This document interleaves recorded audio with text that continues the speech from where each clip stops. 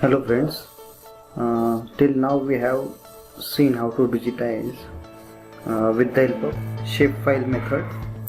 So now there is another method to digitize in ArcGIS. It is called geodatabase method. Now first we'll see what is the difference between shapefile and a geodatabase.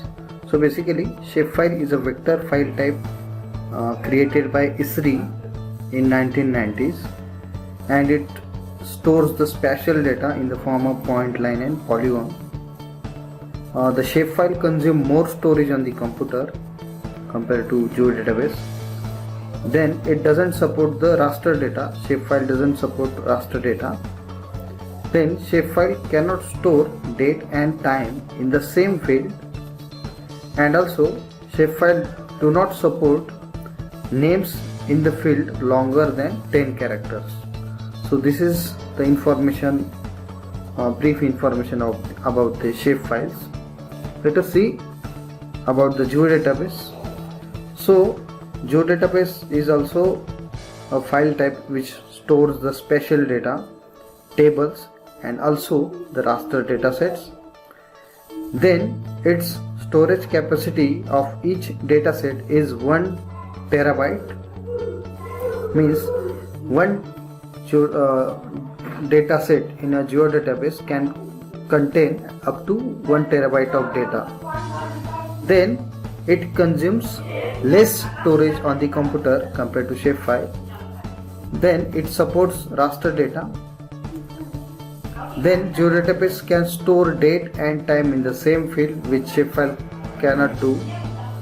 And lastly, it supports names field longer than 10 characters, which shapefile cannot have.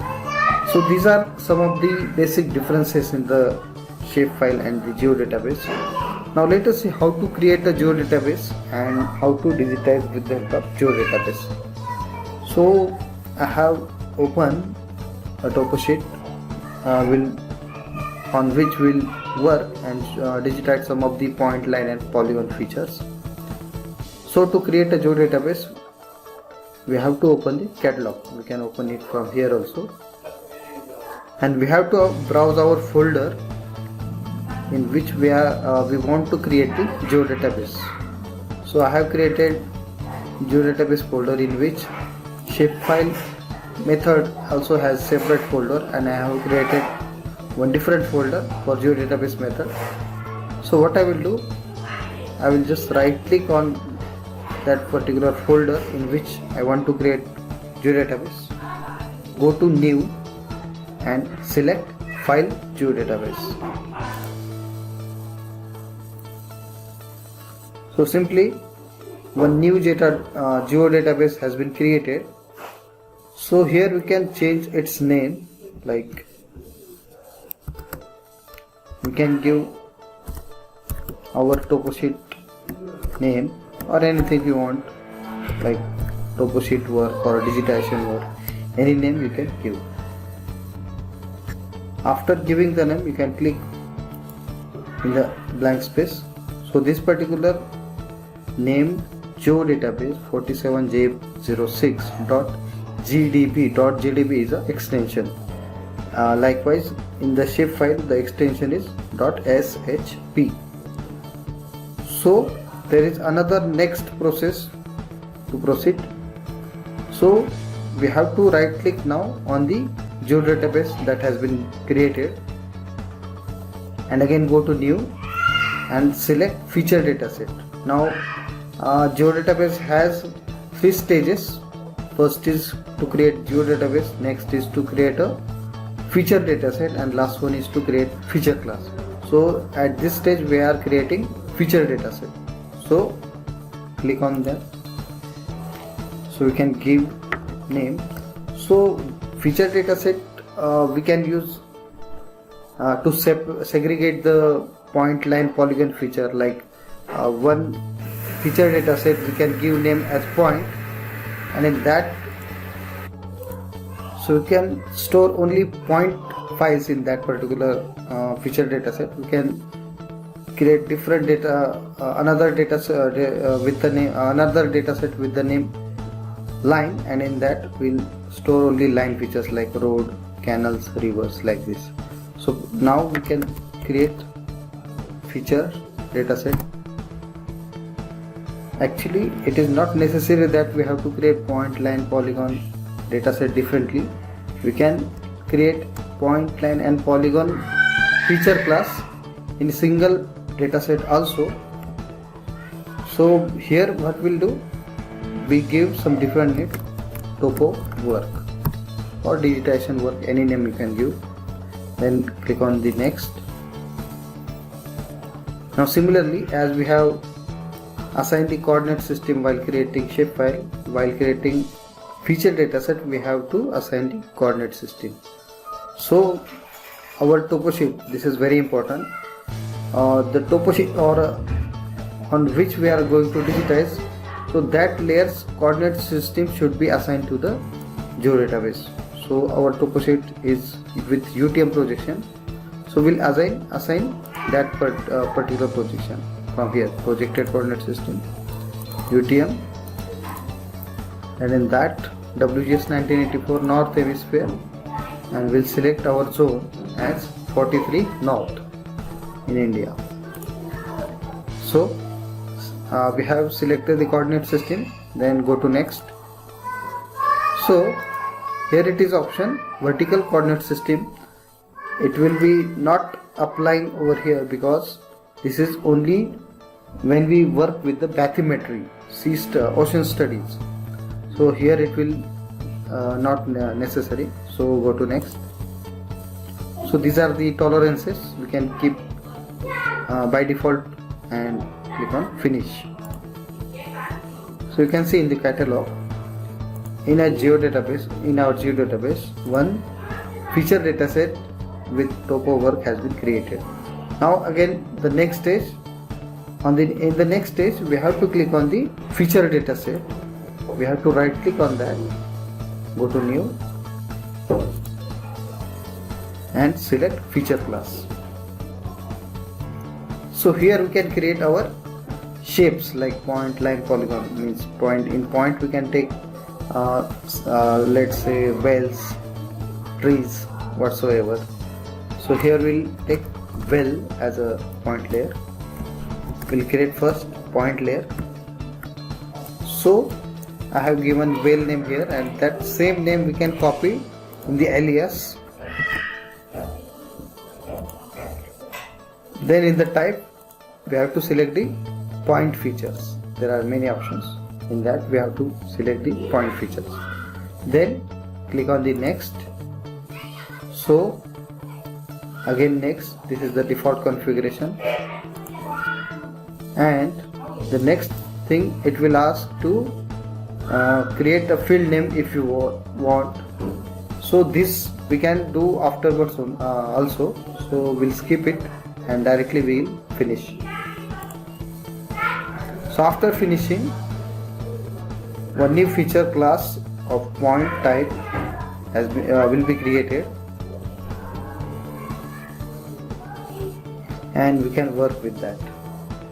So you can see in the topo work, one feature class well name with the name well has been created, and the same can be seen in the layers pane. Here we can see, we can change its symbol. We can take any symbol, we can change the color, we can change the size and say OK. So this is one layer has been created. Now what I will do, I will create rest of the layers, like one polyline layer and one polygon layer. So now I will create a line layer. Similarly, I will click on the topo work, which is the feature dataset, new and feature class. So in line, now I will take canal. This particular topo sheet has some canal systems, so I will digitize that, and the same name I will copy in the alias. So in type, I will select line features, then next and finish. We can see the line feature also has been created here also, and it is visible over here also. and similarly I will create a polygon layer. Now same, what I will do, I will right click on the topo work, new and feature class. So in polygon I will take reserve forest. I will use short form, the RF reserve forest. This particular topo sheet has some area features. Now in type, the default polygon features will keep it same because it is a polygon feature. Then next and finish. So these are the three feature classes we have created, and now we can proceed to actually digitize the features, point, line and polygon. So first I will digitize simply point feature, that is well. So the rest of the process like we have done in shapefiles are similar, means the generation process means to digitize point, line and polygon in shapefile and in geodatabase are similar, but still we'll see how to digitize. Go to editor and start edit, then create features, same as we have done in the shapefile method. Click on the well here, create feature and select point. We can close, and we have taken well. So in SOI topo sheet, Survey of India topo sheets, blue dots represent the wells. So these are the blue dots which represent the well. I will simply click on those blue dots. Now this triangle represents different layers, so I will just click on the blue dots.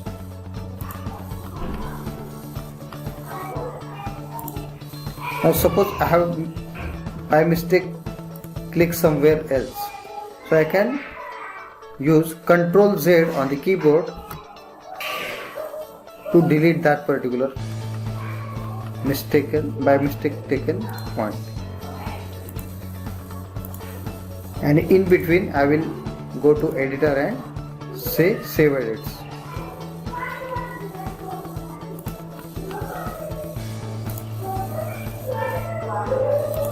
Suppose I want to go in the right side, so keep pressing mouse, scroll and drag.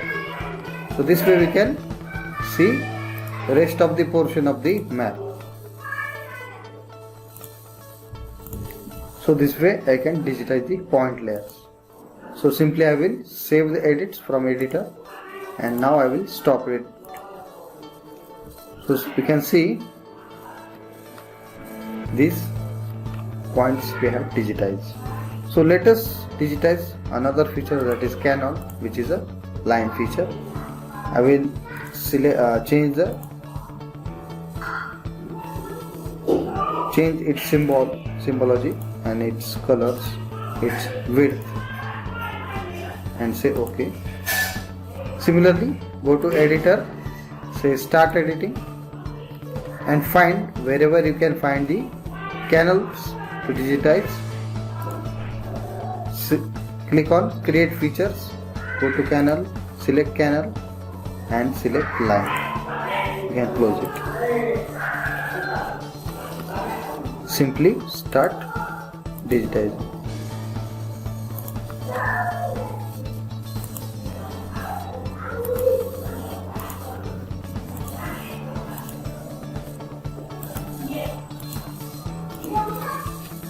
So just we have to click wherever we find the change in the straightness of the line. I have double click, so this particular line has been created. So we did the same in the shapefile method as well. Double click again,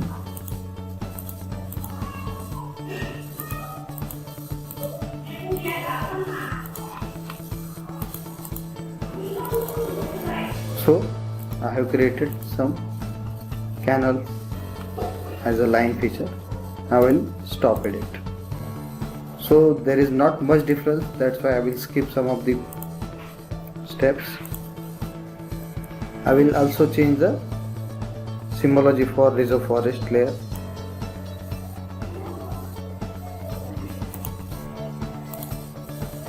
I will make it transparent.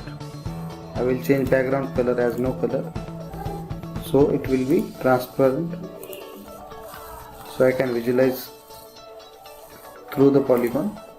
Again, editor, start editing, create feature, RF, you can close it, plus polygon, and simply start digitize as we have done in the shapefile method as well.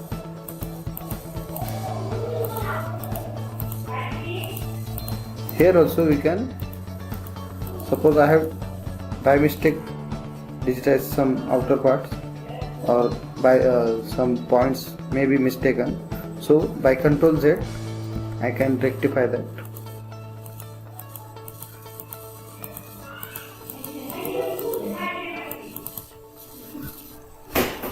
So you can see one polygon has been created as of reserve forest. So this way we can digitize with geodatabase method. The methods are same, but only some differences are there about the functionality. So some difference we can see when I open the attribute table of the line feature of a geodatabase feature class, which is geodatabase method. We can see we can get the length of lines by default, and it is in meters. So software calculates its length automatically because our coordinate system is UTM. So the unit of this coordinates are in meters. So that's why it directly gives us the length of each line segment, and this is in by default meter unit. Similarly, if we open attribute table for polygon layer, similarly we get the area of that particular polygon in meter square. So this area is in meter square by default, and this is the perimeter. Length means perimeter of that particular polygon. So this way we can digitize with geodatabase method. So thank you so much friends. If you have any query, please let me know. Thank you so much.